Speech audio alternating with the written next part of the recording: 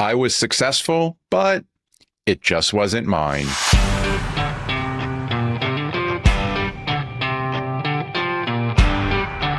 That line perfectly captures my guest today, Sabrina DeVito. And I say that having known Sabrina for over 20 years. Sabrina spent decades building a successful career in financial services, moving across roles, cities, and companies, not because she had to, but because she was always chasing growth, creativity, and challenge. She even spent a chapter with us at Career Minds, where she describes her special journey from sales to CEO that ultimately impacted me, and it helped shape the culture of our company. But this conversation isn't about climbing higher, it's about stepping into what's truer. Sabrina describes a career in 3 chapters. Chapter 1 being the learning years, Chapter 2, the earning years, and 3 is the returning years. For Sabrina, her Chapter 3 wasn't retirement, it was reinvention, a conscious decision to design a flexible, purpose-driven life aligned with who she's always been.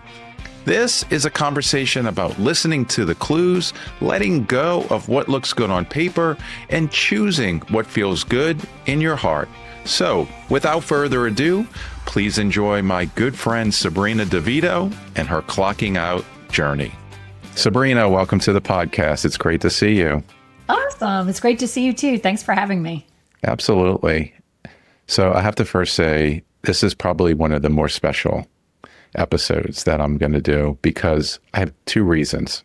Okay. So first reason is you and I met over 2 decades ago. Oh my gosh. Can you believe? No, that's crazy. 2011. It was the spring of 2011. So it's like 23 years ago. Oh, man. And over that time, a lot has happened, which we're going to dig into, but it's special because I feel like we're dear friends today. And the second that is, I think, super interesting is your first clocking out moment was you left banking to join the startup that I started, Career Minds, at the earliest of stages. Yes. Yeah. Yes. Which is pretty cool that that's your first clocking out moment. And, you know, we haven't talked about the Career Minds, like you joining Career Minds since probably you left. Like, yeah. You left and then you did a bunch of other things and you had a bunch of life events occur. And Yep. You and I, our friendship evolved over the last decade, but we never actually went back to that moment. And so I'm kind of curious to see how you describe it in your own words and see if it lines up with what actually happened. Okay. Well, we'll see. That'll be a good test. I like it. All right. So I always love to start with an origin story. So tell us, where are you from? Where'd you grow up? I grew up in Lancaster, Pennsylvania. Yeah. So that's where on a good day, you may come in contact with 3 or 4 horse and buggies. Yeah. I grew up in just outside of the city, so there weren't a lot of horse and buggies in my area, but for sure, when you drive around Lancaster County, it, for me, was just perfectly normal to see a horse and buggy on the road. Yeah. So what was it like growing up in the Amish country? Well, I mean, I grew up in a very middle-class neighborhood where, you know, there were kids everywhere. Your parents kind of kicked you out the door in the morning, said, come back at, dinner time. We spent our summers like at the local park, like the Recreation Commission staffed the park. So they always had activities and sports and things. And then we'd go to the pool in the afternoon. At nights, we'd play kick the can or, some other flashlight tag kind of games and like just a lot of kids and a lot of fun. And, back when parents, everyone in the neighborhood sort of parented. So nobody was watching you, but kind of everybody was watching you, Right. Like, yeah. So what did your parents do for a living? So my mother she owned her own business. She was in real estate. And my dad originally was an accountant and then later maybe pivoted and he worked for the county in their tax assessing area. So, and my mom also, as you know, like we share this kind of common story. My mom made a very late career pivot, gave up her small business of 40 some years and ran for public office and won 2 terms in public office and retired after that. And honestly, those 8 years that she was in public office were the happiest in her career. Wow. Yeah. That's interesting. Lots of pivots in my family. And so, I think about that a lot. Yeah. Well, I knew about your mom more recently retiring from public office, but I didn't know about your dad as an accountant. And then your mom starting off as sort of an entrepreneur Yeah. in real estate. And it's interesting that your dad's real core was accounting and your mom's core was sort of this entrepreneurial thing. And looking at sort of how your career unfolded, I wonder if there was influence over what your parents did that sort of drove you to pick the career that you would start with. Well, I would say my mom for sure. If you had asked me when I went to college, what is the last industry you would ever think you would be in? I would have said banking and financial services. Right. Because I am a creative, I am more, into like strategy and creativity, and banking just seemed to me to be so dry and black and white. And it wasn't really until I kind of landed in my first banking role in a sort of a marketing role that I realized the amount of like creativity and sophistication there was in marketing in banking. So Wow. I definitely didn't think that would be my path. So when you were a young girl, what did you dream about being? It's interesting. When I was really young, 2 things come to mind. One is I was always teaching. I would set up my room as a classroom, and I was always like teaching and talking to all the kids, my stuffed animals in my room. And the other thing that I did a lot of was I was always staging productions. So I was always like roping everybody into putting on a show or, some kind of play or something. And I like to both like create the play and I also like to be in the play. So I do think about those because one of the things that I spent a lot of time in my career doing was business development and sales and speaking. And I kind of liken that to, it's a little bit of like a performance. So Sabrina, it sounds like your parents, they didn't have necessarily a direct influence over your career choice, but you had an interest in creativity and sort of being a teacher, and that interest, just from what I know, it sounds like it played through regardless of what industry you ultimately would be in, which we know started in banking. But how did you decide what college degree you were going to pursue? So I am just going to say I'm a firstborn college educated. So nobody else in my family had gone to college before me.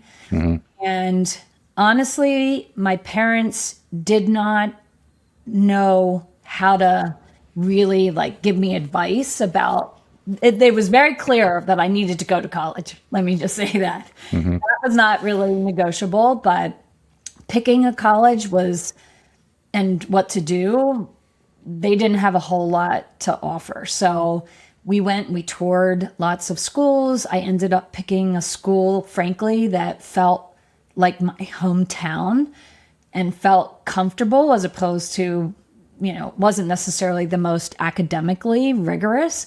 And I went undeclared because I was overwhelmed by this idea that you were going to go to college and I was going to have to pick what I wanted to do for the rest of my life. And so I don't think I realized you could go undeclared, but after we went to some colleges and had the conversations, they suggested that that was an option. And so I went into school originally undeclared, and which is fine because you take all those general ed classes in the beginning times of your schooling anyway. So, and I'll never forget the RA on my floor had this poster.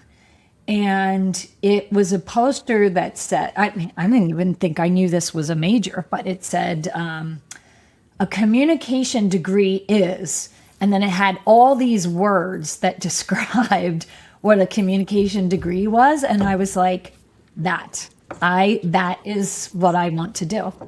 And so after I was at school, I don't know if it was a semester, maybe 2 at the most, I declared my major in communications. Wow. That's a cool story. I love how you sort of went in somewhat vulnerable in terms of not really honing in on what the degree is, because you go into school and you go to a bar, you're hanging out with friends, the first question they say is like, what's your degree, what are you majoring in, right? Like that's the icebreaker. And you're probably like 1% of people who would say, I'm not sure yet, like I'm here, I'm undeclared, I'm taking the required courses, but I'm sure I'll figure it out at some point, and so you're already kind of looking to the universe for, sort of not necessarily a sign, but, you would hone in on interests as you really got to know the varying degree programs, but you went in sort of eyes wide open, but you were comfortable not feeling the pressure of, the world being like, oh, you must pick a degree, because I think people have that sort of feeling, and they're like, they end up picking a degree, which ultimately they shy away from at some point, whether it's during their college career or 20 years later when they end up in a job from it. But I love how you said, like, I'm going in undeclared and I'll figure it out. Well, and I think this is where my parents were also very comfortable that I didn't have something chosen. Like they were very supportive of, yeah, just go, go and try lots of things and, see what ends up fitting. Because I actually went to a school that was really well known for teaching. And so I could have gone the teaching route, but instead, like I spent my time talking to lots of people and hearing what they were studying and understanding like, okay, well, what kind of jobs can kind of come out of that? And yeah. And I love it. Communications it is. So what was your first job out of college? My first job out of college was I worked for this company in Center City, Philadelphia that did event marketing. And I will never forget, I was dating a guy at the time who got this summer job where they hired these people to travel around the country and to work at universities. And basically we were selling credit cards to college students back when that was like a very popular thing. And I said to him, would you mind if I also applied to do this job? And he's like, no, go ahead. So I applied to do this job and traveled around, college campuses and hawked credit cards all summer. And then they were like, would you like a full-time job? And I had actually turned down, it's so interesting because I had turned down several jobs before this. Again, back to the like, I want to make sure I do something really nice. I had taken an internship before I graduated, and I worked for the Senate of Pennsylvania in their policy development and research area. And when I graduated, I went to Europe for like 6 or 8 weeks. And literally, they were calling me while I was in Europe, offering me a job. And I was like, no, that was the most boring thing ever. Thank you for the offer, but no, I'm not going to do that. And then I had a job with Vanguard where I would start like on the phones, which is how all their people started. And I was like, no, that sounds boring too. Not gonna, like, I'm not taking that. Probably would have been a good job, like coming up through Vanguard, but too boring. Yeah. I had another job. But anyway, so I came back from Europe. I waitressed for a little while, and then this job came up, and then it ended up being a full-time thing. But the interesting thing is we worked for a bank, even though we were a third-party event marketing firm. So we'd go put these events on. And when I took the job internally, then I started hiring all the people who would go actually do the events and the hawking of credit card and college campuses. So that was my first job. And it actually was sort of how I then made the leap into banking as my first banking job. Oh, I love it. So when you think back as you were coming out of this first job of 3 years and going into this banking position, did you have sort of a vision of what your career would ultimately be at that point? No, 100% no. I've always had a philosophy about my career that I take roles that I think are challenging and are interesting, and in many ways, like where I can stretch myself and learn. And I moved around like every 5 years when I was young. And part of it was because if it just got boring or too comfortable, I wanted to move on to something more challenging.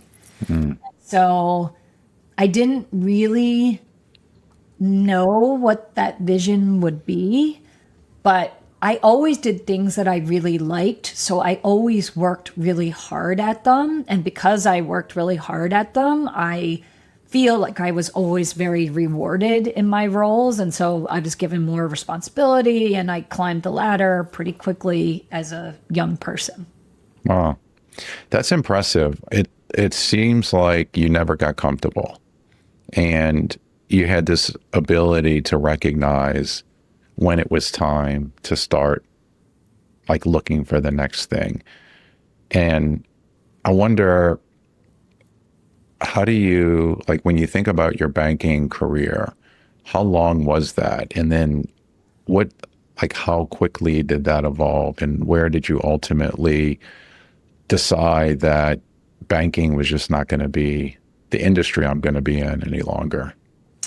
Well, so I was in, other than my time with you, a couple of years with you, I was in banking, I don't know, 30 years, 28, 30 years, something like that. So I was in banking a pretty long time. And interestingly, I moved quite a few times, but I never was proactively looking. It was always people I knew that were tapping me. And like, I just was very comfortable when the door opened, stepping through. And I could tell, to your point, I was ready for a change. So my first job was in Wilmington. My second job was actually in Atlanta, Georgia. One of our executives had left and gone south to a bank in the south and tapped me to come down there and start up the partnership business there. And then that bank eventually got sold back up to the north. So I came back up to the north with it. I actually, ironically, was at the same company, but it had been bought 3 times. So it looks like I was at 3 different companies. One of the things that I have learned about myself over time, Raymond, is I like early stage startup companies. I like the messiness. I like the fact that you get to put your hands in lots of things, and I like building. And so a lot of what would happen in my career is I would get to companies and they would get bigger and more structured. Your job would get more narrow, and I would get very bored with that. I wanted to get back. So I've actually been probably in 3 or 4 early stage companies. And I've been at companies that have been acquired 3 times. So I've gone from startup to, like Juniper Bank was a startup. It was bought by global bank Barclays. So I've seen kind of all of those types of companies along that spectrum, and I always migrate back. Yeah, that's interesting. So I'm curious about, you talked about loving the startup environment and building and creating things. And I wonder, when you're in that environment on multiple occasions in different companies, and then you talked about Juniper getting bought by Barclays, like, what is that like after?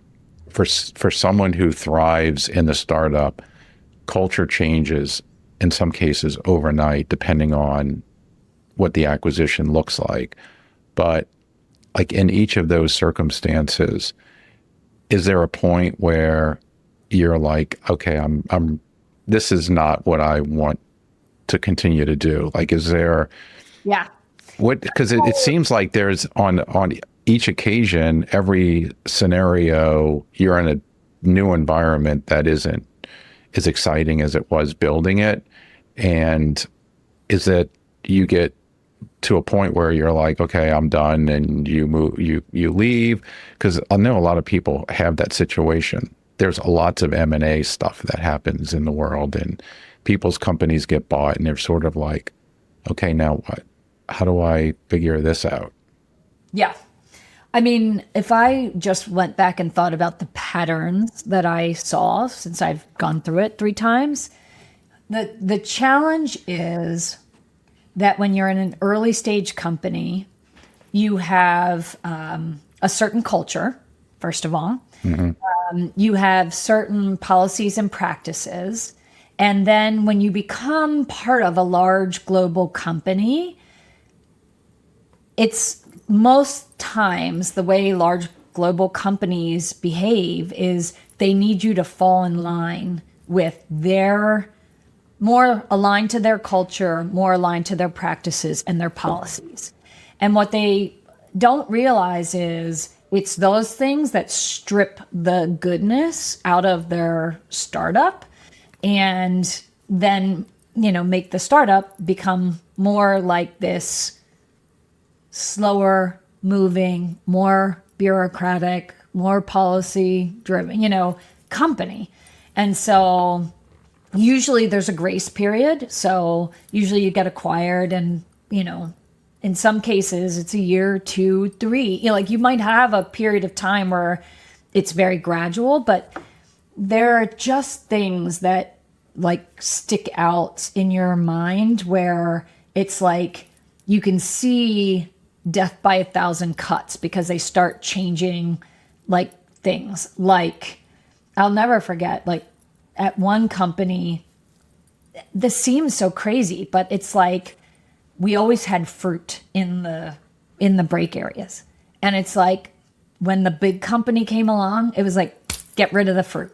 Can't have the fruit. And I mean, it was like, it's like symbolic of the fact that it's like they took the fruit away. And it's like, it's not really the fruit itself. It's like the fact that like almost, having back in that day, having like a break room with food and fruit and things like that was like, you just didn't really see that a lot. And it was just like symbolic of them changing the culture.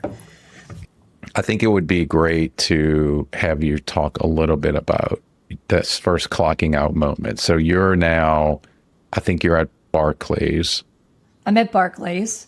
Somebody that was in the banking world reaches out to me and basically says, we have this opportunity.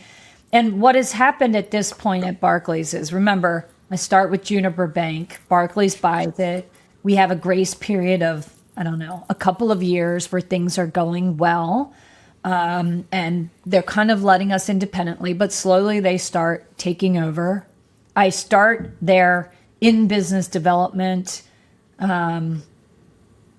As Barclays takes over, management changes. I move into an executive role, managing all of our business development for our strategic partnerships. And then I worked on a partnership that was this is one for the record books. It was the four mobile carriers wanted to come together and create a mobile payments network. And I had been working on that deal for a long time in business development. And once we sort of signed the deal, I moved over to actually help launch mobile payments. This was long before mobile payments were a thing. Mm-hmm. The one for the record books do you know what the name of the payment association was that they created? Mm-hmm. ISIS. Now think about that. That was before ISIS existed as a terrorist group.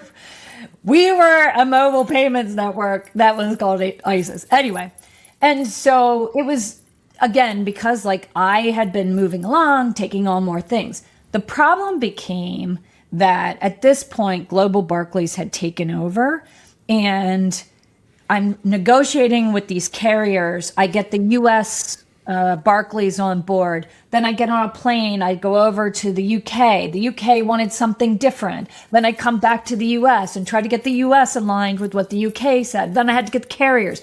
And it just ended up being like this pattern of like, just so much bureaucracy and process to like get things done that I was definitely reaching a point of frustration.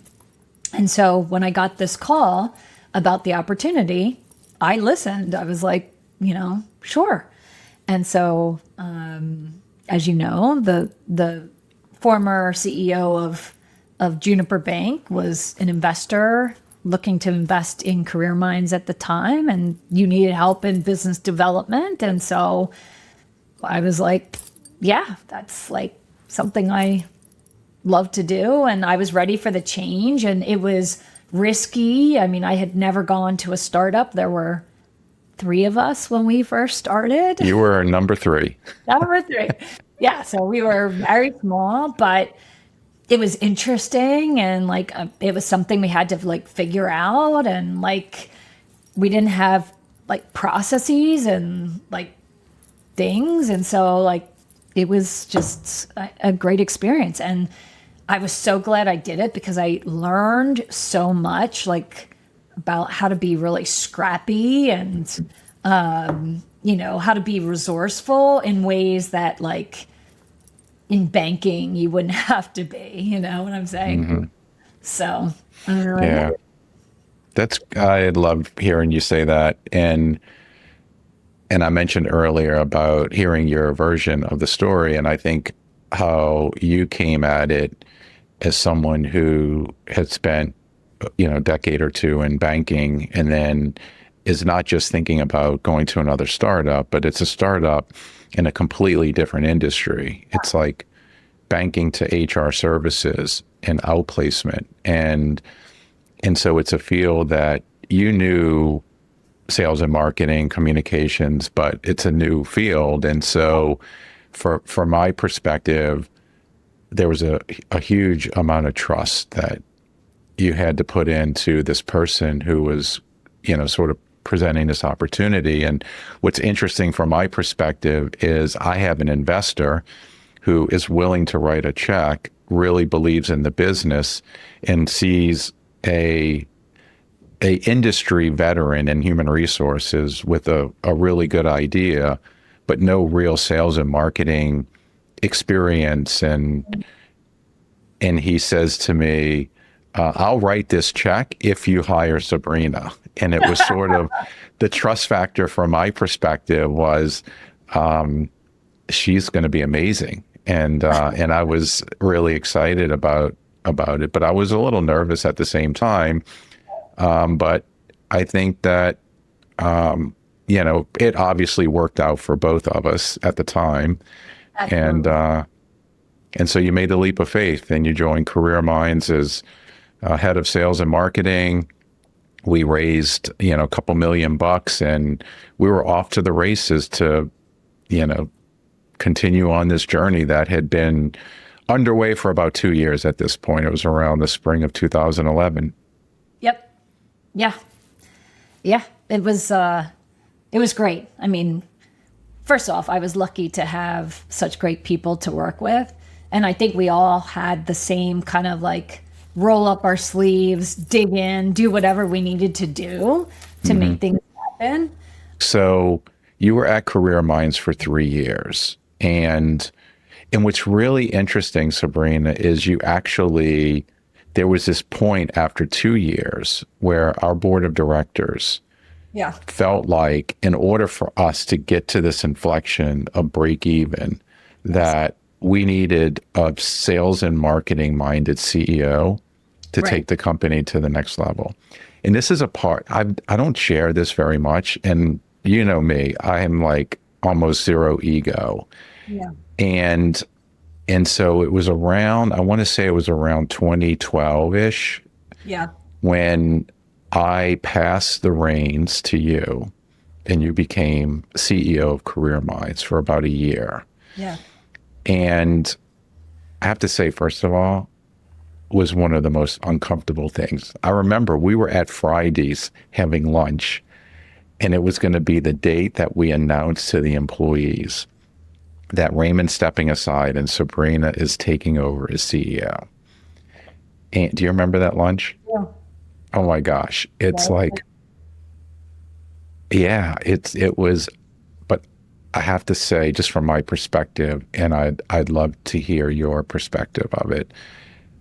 When I think back of how much I learned from you in just a short period of time, like I wouldn't be sitting here today if that move had not happened. I don't believe. Because what happened was then an opportunity came up and then you had announced that you were moving on.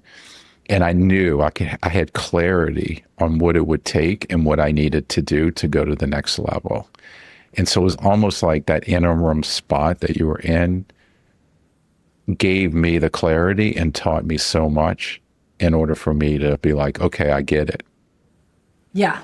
Well, first off, I do think you'd be where you are. I don't feel like I take that much credit for it, but Well, you take some credit, please. okay, I'll take a little bit of credit for it. I mean, I guess the thing I would say is, yes, I was flattered. It felt like perhaps, as you said, because I had more of a sales background that would play. But I also remember very distinctly, I can't remember who we were talking to, but somebody we were talking to about investing who was like, why would you do that? Do you remember who that was? I can't remember. Wow. He was like, Raymond is the founder. Why would you do this? And it was like, well, the board feels strongly this way. I loved it. I've never really felt like the CEO. I mean, we were a small group. And again, because I think we did everything collaboratively as a team, it was like, okay, so I had to take the lead on some things that maybe I wasn't taking the lead on before. But I don't know. We were partners. Yeah. We were partners. Like I just didn't ever think of it as a level thing, but I do appreciate how that must have felt for you. And at the same time, I remember you saying, I care so deeply that I'm willing to do whatever is the right thing for the business to be most successful. And I mean, that is definitely practicing a level of humility and self-awareness and courage, that not every founder has, because I do believe that a lot of times startups reach a point where you do need a change in leadership. Like, I will tell you, I knew it was time for me to leave Best Egg because I had given it as much as I could and taken it as far as I thought I could personally take it. And it needed to have some new talent that had different experience. Like, I'm good at the messy, like build it, stand it up, get it working to a pretty good point. But there are some people who come in who are like, I could take what you built and I can optimize it and make it like 3x what you did because I have a depth of knowledge and understanding and specialization that gets it there. And so, we were still very early stage, but I admired your willingness and ability to say, listen, I'll do whatever it takes to be successful. Yeah, I appreciate that. I feel like it's what has led to the relationship that we have today. Like there's a tremendous amount of trust and respect both ways. And I think that dynamic sort of played through, but I believe there was just so much trust that, having that level of trust, and we were able to sort of get through a really tough time, which for us was getting market acceptance. Like we were so early to the market with this whole idea of virtual delivery that it was going to take time for us to not only educate the market, but put in a plan that was scalable. And it required, a level of trust, but also a determination that I think you and I were both wired with, which was a great combination. So I appreciate it. The thing is it's almost laughable now. Like in the post-COVID era, it's like everything is virtual. Exactly. And back then it was like, to your point, it was like pulling teeth and educating and trying to get people comfortable with, doing business in a different way. So it's good that you got so much market share so that as the market turned, you were there with a big proven track record to just take it all in. So kudos to you. So Sabrina, tell us about, you ended up leaving Career Minds for a opportunity back in sort of banking, more financial services. And it was a startup. You were one of the first handful of employees to start. Tell us, what was your role there and why that opportunity to go back?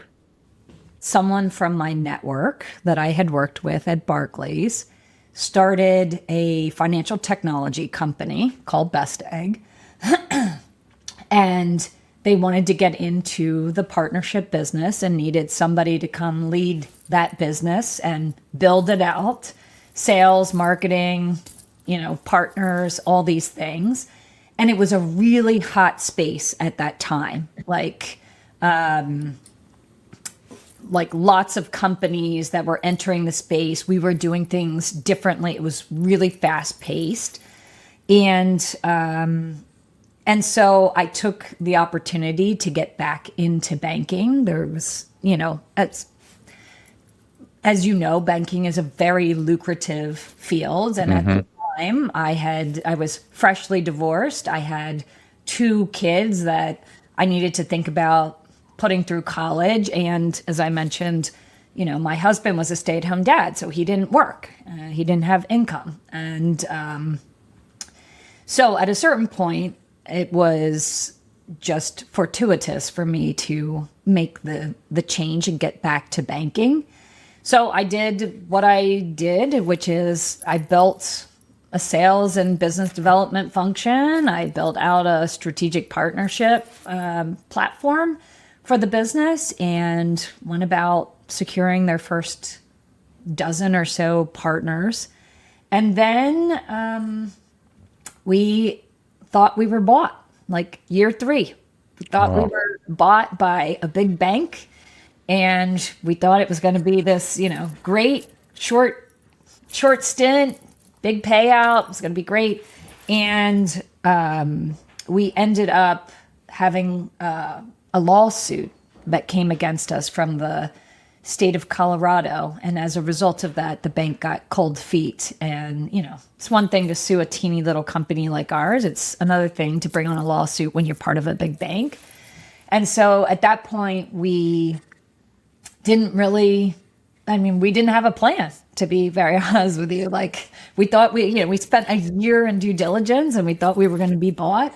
And so at that point, some things had changed in the business and they asked me we decided to shed the partnership business and focus just on Best Egg.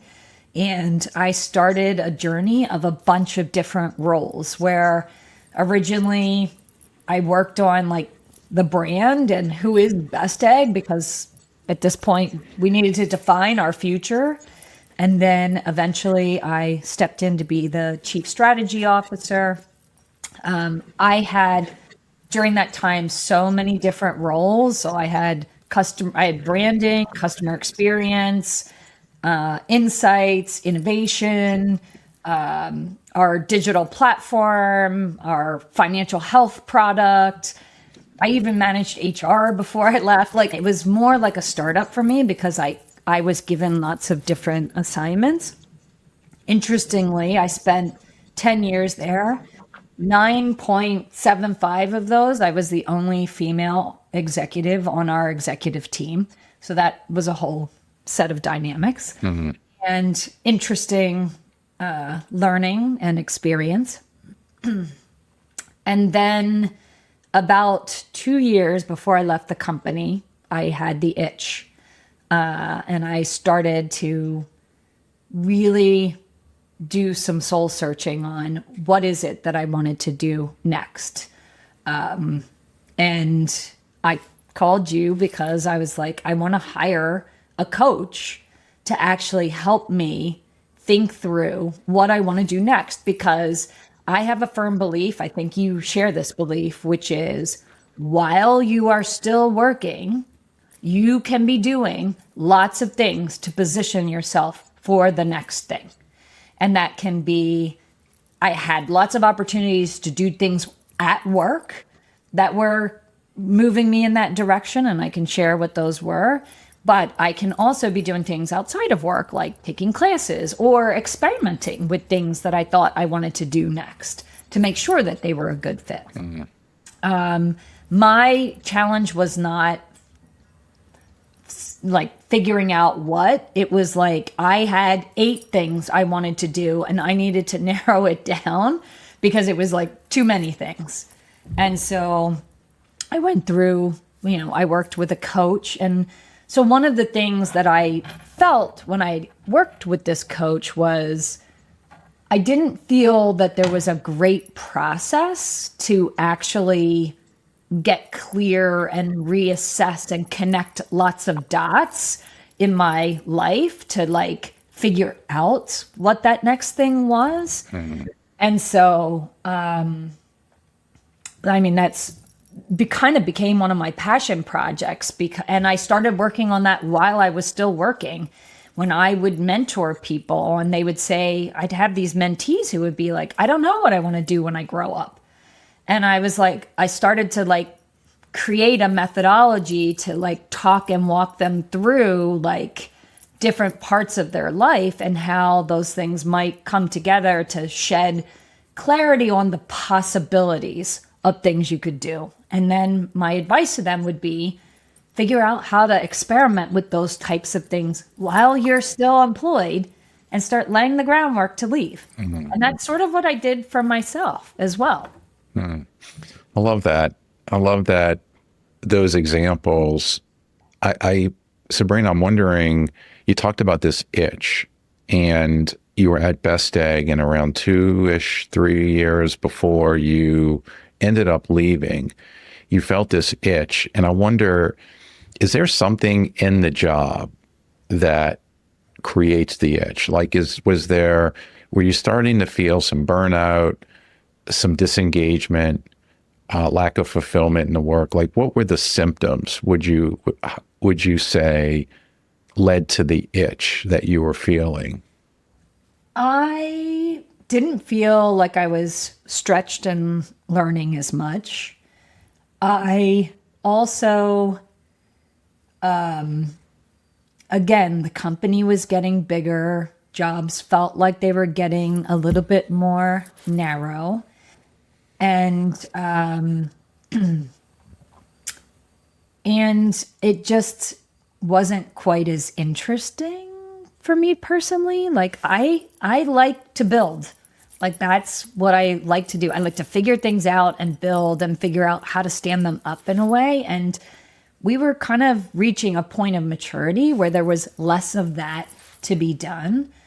I like to have a lot of impact. And the other thing is like I found myself managing a lot of roles in the organization that were more strategic as opposed to having direct bottom line impact.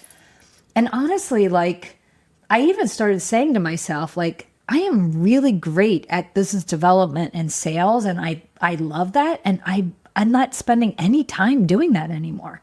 And so like, there was just a series of things that was like, I don't know. I think it's time for me. And let me say the other thing for sure.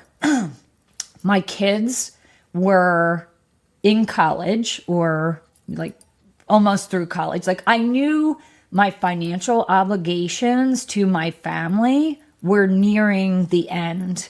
And that was going to give me more flexibility and freedom than I had had ever in my career. And so I wanted to be ready to capitalize on that situation. So it was like a combination of lots of things. Yeah, I love it. So what are you doing today? So today, let me just say what I got clear about myself. A couple of things. I definitely love building. I love startup world. I need a lot of change. I need to constantly be learning and stretching. I have an insatiable appetite to learn. I listen to a podcast every single day. I read at least a book each month, if not more. And it's like, I just constantly have to be learning. So in my, hey, as I did my own self-discovery of all these things, it was like, okay, what do you want to do next? So my life now is what I call, or what is referred to as like a portfolio of opportunities. So before I left Best Egg, I had laid the groundwork for this company called Second Careers, which is kind of goes back to this passion project about helping people think about how to pivot, extend, or restart their career. It harkens back to my time at Career Minds as well. And so I met a founder at a conference, an innovation conference that I was at, and we hit it off when we started talking. So by the time I left Best Egg at the end of the year, I was already starting to work with Second Careers to see. So I had like absolutely no time. After I left, Best Egg laid off about 60 people, and I actually spent the first quarter kind of as an outplacement coach. And I was trying to help get these people placed. I was helping them with their resume. I was making connections for them. Like I spent a lot of time doing that, which also is sort of related to Second Careers. And then I am obsessed with AI and everything that's going on with generative AI, and had been like spending a lot of time in podcasts and learning and checking out all the tools. And so that sort of led me to start a little company called Find My Chapter 3. And Find My Chapter 3 is exactly kind of what I shared with you before, which is like, how do you get clear about what you want to do next? And then how do you sort of reposition and kind of lay a plan to make that transition? So all things that I love, have passion about. Some things I make money doing, some things I don't. I sit on a couple of advisory boards. I still mentor some people from before. So it's like a portfolio of things that I am doing. And my biggest, I'm not ready to live on my retirement, but I don't need to make a lot of money. I just need to make enough to kind of cover my expenses. And, my criteria is that I continue to have passion and joy about the things that I'm doing. And as long as those pieces are there and I can make a little bit of money along the way, like, I'm really happy with what I call my chapter 3. Wow. I love that. As you're just describing that, I was just thinking back when we're starting our conversation with me asking, what did you want to be as a young girl? And the 2 words that I wrote down was creativity and teacher. And I feel like how you just described your chapter 3, this portfolio of careers, is sort of a blend of creating and teaching. You're, to some extent, you're teaching people through mentorship, and you're teaching people to find their next chapter, whether it's their chapter 1, their chapter 2, their chapter 3, these milestones throughout their career. I feel like you've worked really hard in banking and invested in yourself, but you've gotten to a point where you've just created this beautiful portfolio career that aligns with really your interest and values. Yes, I think that's right. So I know I've shared this with you before, but I think of your career in 3 big, broad chapters. And I know not every career is linear, but chapter 1 we talked about is the learning years, where it's like you're doing lots of different things. You're figuring out what you like. You're figuring out the types of companies that you might like, those types of things. Chapter 2 are the earning years, where like now I lean into the things that I'm really good at. I find the companies that I really like working at. I'm probably, I don't know if you're climbing the ladder, but you're gaining seniority, all those things, potentially making the bulk of your revenue, your income. And then chapter 3 is the returning years. And I think of that as returning in 2 ways. Returning, one, to your passions, which I feel like I lost touch with a little bit in my earning years, but also I think a very big piece of it is like returning to others. Like, how can I help? How can I give of myself to other people to help them particularly in their career journey? So, chapter 3. I love it. I feel like that chapter 3, the returning years, is sort of returning back to your values of who you are. And it almost connects to, like, what are you called to be? And, well, Sabrina, I've absolutely loved our conversation. This has been great. It's great to catch up with you.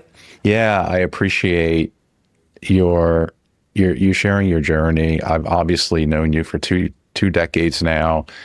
I know a lot about your background. I know your family, but to sort of hear your stories, and I appreciate you sort of walking us through that. It's super inspiring to hear about your pivots from banking into startups that you knew nothing about. You took leaps of faith. You trusted people, but you also trusted your instincts and your abilities. And so I know that anyone who listens to this will be inspired by, if they're thinking about wanting to make a leap of faith or going into a new chapter and are feeling the itch, then that itch means you need to act on something. And so I'm going to share all of your information about Find My Chapter 3, how to get in touch with you in our notes. So people who want to reach out to you, they can do that.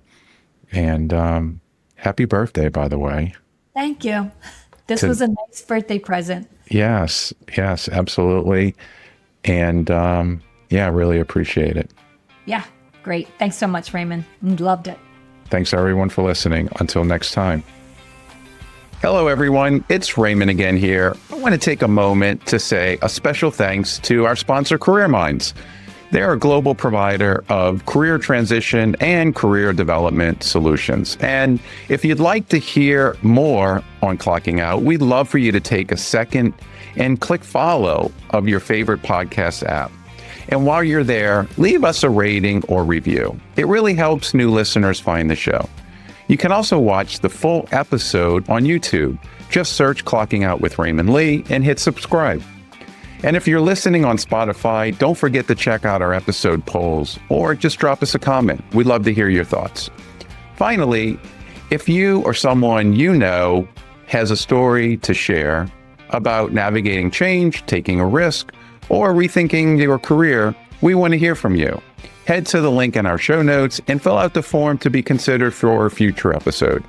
Until next time, remember, if you're just sitting there thinking that you're stuck or you're unsure of your career or future and you think it's time for a change, I would encourage yourself to ask these 3 questions. Does my career or work make me feel alive? Am I doing the things that genuinely matter to me most? Am I creating value for myself and for others? Until next time.